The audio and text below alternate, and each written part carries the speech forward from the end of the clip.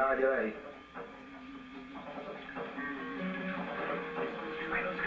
Nebo nás ty svině dostanou.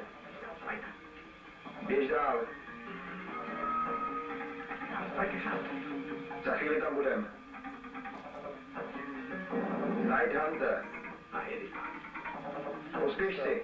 Jaký na to máte vzpomínky takhle, když na to koukáte teďka po té dlouhé době? Že to byla hrozná práce s tím.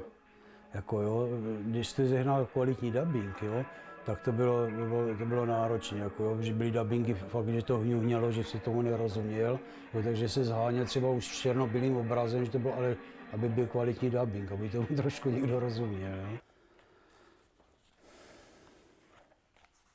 Někdo měl kamoša, jo, že si to dalo stáhnout tady v kyně, jako jo, se dal konektor do kabiny, tam magneťák a stáhlo si to z kina, takže si na Indiana Jonesa na jedničku jsme měli, na Nekonečný příběh, Číslo 5 žije, jo, takže měli jsme český dubbingy už i tehdy na některých filmech, no, to bylo bezva. Problém byl ten, že třeba německy mluvící filmy, jo, pro Švýcarsko, Německo, Rakousko, jo, tam prostě bylo nějaké seknutí mečem, nebo všechno bylo vystřížení, krev. To znamená, a třeba takový Noční můra Siam Street, místo 1,5 hodiny, tak byla 1,25 hodiny. No, takže jste musel sladit ty obrazy, pustit naraz a teď to jelo. Teď vám to jelo stejně a najednou byl záběr, to bylo vystřížený a už jste byl někde jiný. Jste musel zastavit, vrátit zpátky, zase zapauzovat. Práce hrozná.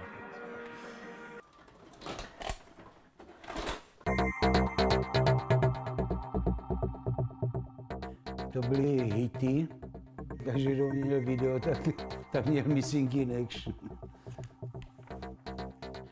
No a teď ty první nahrávky v těch 80. letech, to byla katastrofa. To byla, když jsem kamoš mě půjčil nějakou kazetu, já jsem to tam strčil a teď jsem to pustil mamíně a ona říká, na toto se budeme dívat, prostě tam byla nějaká poušť, tam já už nevím, co to bylo, to bylo rudý, modrý, to bylo hrozný, na to se pak nedalo koukat. Ona říká, prosím tě, takový přístroj drahý, a to hraje tak šíleně, a říkám, no ale to je to nahrávko, jako jo. A jsem nahrál teda z televize, tak to bylo bezvadný, ale ty nahrávky už 5., 6., to se nedalo, fakt, to bylo hrozný. Od roku 83 do roku 93 jsem vlastně pirátil, jo. No, vlastně po revoluci jsem jezdíval do Rakouska, kde jsem kde jsem měl kamaráda Myslbachu, který mě půjčoval vždycky kazety, já jsem to dovezl, nahrál jsem to, zase jsem to vrátil, pak jsme to nadobovalo se, jo, a tak jsem pokračoval. Na filmy, které byly jako už nadabovaný, jo, tak se použil jenom dubbing, jo, z kazety, z nějaké třeba byl nekvalitní obraz, co se vzal, a jinak se to dabovalo tak, že jsme měli studenta jednoho, který to daboval z patra normálně. No. Musíš trochu unavit tvůj mozek. Ty nesmíš jenom ty kruhy malovat. Tím zanedbáváš tvoje myšlenky a to je falešně. Ty filmy, vlastně, co měli Piráti od těch 80. let, tak to vlastně tady nikde nebylo. Ani v kinech, ani na video, oficiálně. Vlastně tady v roce 92 nebyly ani filmy, které jeli venku, které já jsem dovezl z Rakouska, tak nebyly ještě ani v kinech. Já nemám slepičí mozek, tak promiň, dejte nám pokoj. Myslím, jestli to byl Robocop jednička, jo, tak to dabovala třeba celý Veronika Žilková, jo, nebo celý film daboval Pavel Trávníček, jako jo, že taky jedním hlasem, jo, byl nadabovaný film v těch počátcích, takže byly udělaný narychlo nějaký malý studia, kde se prostě ty filmy dabovaly, jo, až postupem času prostě si rozrostly ty studia, tak najímali si prostě dabovací studia, které ty filmy dabovaly, jo. Ještě, myslím, 3 roky po revoluci, tady vlastně v kinech ty filmy já jsem už měl, ale tady ještě to prostě nejelo, jo? Takže ještě mě to pořád bavilo. Už to začalo být hlídaný, když, jestli si to pamatujete, kolem stadionu brněnského fotbalového byly burzy, že? Tam se prodávaly normálně filmy, 2 nahraný na kazetě a mraky, tam byly soupisy, no a chodili policajti a ptali, jestli máme zájem a než jste přišel dom, tak už jste je měli doma, zabavili videa a všechno, prostě to už to začalo být ostrý, jako jo. To už smrdilo kriminál.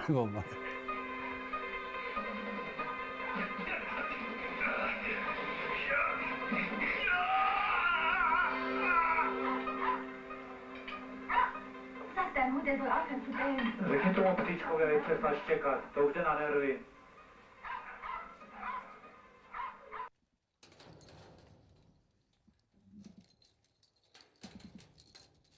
To začínalo pro ty společnosti se rozvíjet, jo? To byly takové drobné společnosti, já nevím, to byl Five Star, Hammer Film, Vidcom, jo? To byly takové společnosti, že prostě dva kluci si udělali nějaké v bytě, nějaké kancel, že budou distribuovat, koupili práva v nějakých nezávislých společností a byla společnost, jako jo. No, takže to postupně do kytek zůstali ty nejsilnější. No jo, no to už není pravda. Komanda, já nevím, ty všechny jeho filmy, jo, Terminátor, já nevím, to byly taky pecky, že, v té době. To byl každý, a i Lundgren, že, to byla taky hvězda, že.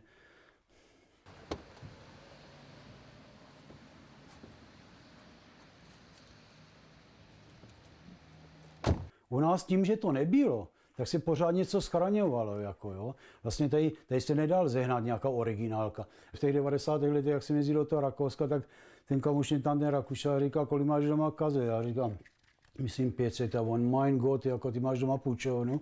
A říkám, ne, no, u nás ty filmy nejsou, tak já ty filmy musím mít, pokud je budu chtít někomu nahrát, nebo abych je měl doma, jako.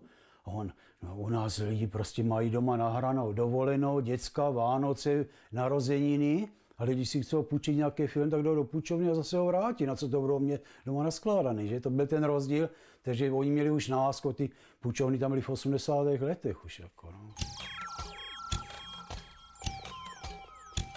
Podej prosím tu černobílou pod tím.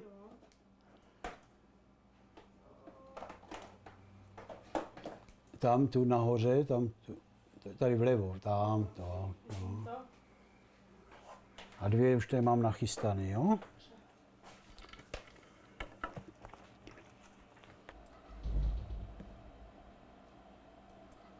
Můj otec, který promítal kino, vlastně on byl pirát z 50. let, můj otec, jako jo. To můžu ukázat fotku, ten měl 35 doma, tady bylo v Líšni asi 5-6 borců, kteří promítali filmy na černo doma, jo, protože v těch 50. letech v kinech nic nejelo. No a tak měli normálně 35 a promítalo se, jezdili lidi k ním domů, jo, a promítalo se, takže můj otec byl taky takový pirát. No. No, tak to je můj otec a jeho 35. To byla taková skříň udělaná, protože to dělalo strašně rachot, že? A bylo to vlastně v místnosti, kde seděli ty lidi, takže jo, to muselo být trošku odlučněný, takže to bylo, udělal si na to takovou skříň a vlastně tady tyto dvě místnosti byly, tady nebyly. Takže si to promítalo tam z té místnosti až na druhou stranu do pokoje, jo. Tam bylo plátno, jo, a jsem se vlezl 30 lidí. Tak to byl mazec. Já třeba semka jezdili do Líšně plný tramvaje, jako jo. Naproti bylo kino na smyčce, na Konečné. No a ty lidi vystoupili ještě do kina a šli tady k těm pirátům, na filmy. Dneska, já nevím, pirátství není ani, jako jo, protože se to nějak nerozšiřuje. Jako. Pirát je ten, který, já nevím, to posílá dál. Když si něco stáhnete doma, jako já to za pirátství nepovažuji. Jako, jo. Já si myslím, že se to šíří dál, že to někdo prodává nebo přenechává dál, takže to je pirátství. Ale když si doma stáhnete film, podíváte si na něj, až máte na to čas a zase to vyhodíte třeba, že? Tak to si myslím, že pirátství není.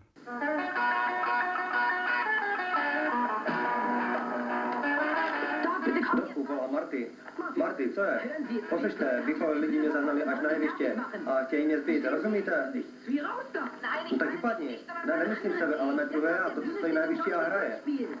Jestli nestíneme ten blesk, nedostane se zpátky do budoucna. Bude to strašný paradoxon. Paradoxon? Myslíte takové to, co zničí univerzum? Musíš toho papíka zastavit všemi prostředky, ale nechci tě vidět ve druhé a... Boom, když začal v tím 92. roce, jo, začaly být ty společnosti, jo, distribuovat kazety a to, tak to bylo dobré. První rana byla, že začala vysílat Nova. Prostě dávali tam filmy, které už byly na kazetách a které nikdy v televizi nebyly. Že tak to už prostě srazilo lidi, že už no, v televizi začaly kabelovky, zatal se kábel, lidi si pořídili HBO, jo, kde teda filmy byly až po půjčovně po půl roce, ale už tak jako, a to bylo jedno k druhému, začali se prostě prodávat dřív kazety, pak šly kazety do kytek a začaly se DVDčka, pak začaly levný DVDčka a tak dále, jako na tom začalo vypalování, jo, že každý doma počítač, takže tím jo, je taková posloupná řada, že už od toho 93. roku to mělo prostě spát jako pomaličku špatně. No.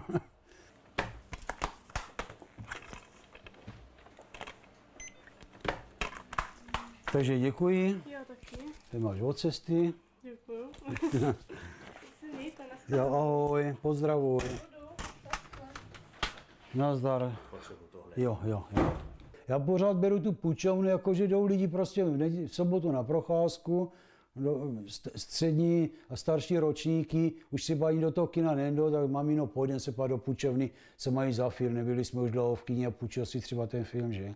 Takže dneska máte lístek do kina, stojí 150-160 korun a já za tu cenu půjčuju tam 4 novinky, jednu dávám k tomu gratis, jo, mají za cenu jednoho lístku.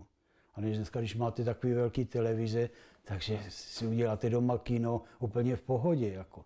Jo, jasně, že někdo to nekáže, mně stačí, když si na to podívám, tak se dívají na to na počítači, to já nepovažuji jako za zábavu, jako aby seděl u počítače a koukal na film. Jako. Jo, já si to chci pustit, jo, když vyšel Avatar, tak si pěkně sednu, pustím si to do beden, jo, aby to trošku valilo, že a to je potom pohoda, že?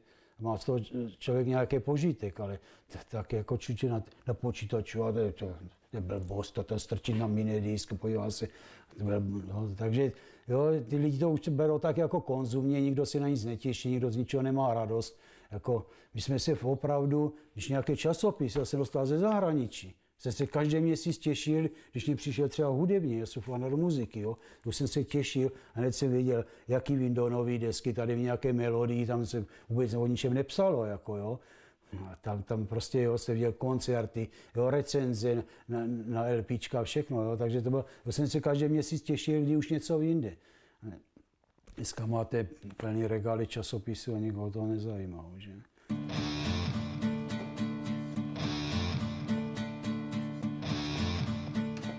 Škodí toho víc, to není jenom tady toto. Jo? V dnešní době si vemte, ty společnosti nás hodili přes palubu vlastně. Oni vydali film, já ho musím zaplatit s autorskými právama, oni ho ve stejný den dají za 200 do prodeje nebo na stán.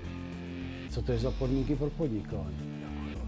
Já ten film musím, já nevím, 20krát půjčit, aby jsem jim zaplatil, no, takhle to si jo, lidi za 200 koupí, proto jo, jak začaly ty levné disky na stáncích a jo, tak lidi začali kupovat disky a proto to šlo do kytek všechno ty půjčovny. No ale ono časem zjistíte, že máte doma regál DVDček a už se na to nedíváte, jako, jo, že je to blbost. To dneska už jsou jenom 2 společnosti větší, kteří dodávají do videopůjčoven. Takže ty malí už buď to vydávají na stáncích nebo do časopisů a už vůbec na půjčovny se vykašlali vyloženě. No. Nazdar, ty jsi tady nechával plagáty? Já jsem tam nechal, já jsem byl u Petra Vyšvádera v obchoze, tak jsem měl kolo, tak si tam vyhodil. Jo, ty jsi strašně, ty jsi nejhodnější. Ale mám na tebe takový skromný dotaz. Prosím tě, můžeš mě říct asi, ne, musí to být přesně, kolik je asi půjčoven na Jižní Moravě? S kým jste tam mluvil? S dealerem od Bontonu. Tak na celé Jižní Moravě je 18 videopůjčoven. Kteří občas něco berou. Jo? A koncem 90. let bylo videopůjčoven asi 150. Jo, no a dneska jsou tady v okolí, jsou poslední teda. Je to teda smutný, ale je to tak. A co je s těma lidma teďka, co měli video půjčovny? Nevím, rozprodali to, jo, někteří to udělali restauraci, jo, někteří byli v nájmu, tak to prostě zrušili, rozprodali. Jo. Taky mě z toho smutno, ale já už to neřeším, protože jsem v důchodu, jako, jo, takže já to mám jako zábavu už jenom, jo, já to mám v důchodu jenom takovou brnkačku vlastně, jo. Takže mrzelo mě to, když jsem teda viděl jak to jde pomale do kytek, jak končí jedna půjčovna za druhou v Brně, tak mě to mrzelo, že? No ale s tím se nedá opravdu nic dělat, říkám. Jednak je podraz z těch společností, že vás hodilo přes palubu, oni se vám 20 roků jsme ty společnosti živili, ty půjčovny, si vemte, že ten nosí stál fakt 1200, jo, co na ty museli mít.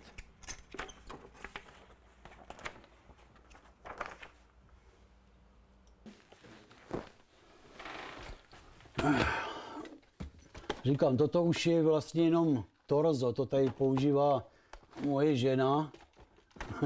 Bylo mě to líto vyhodit, tak jsem to semka nadspal.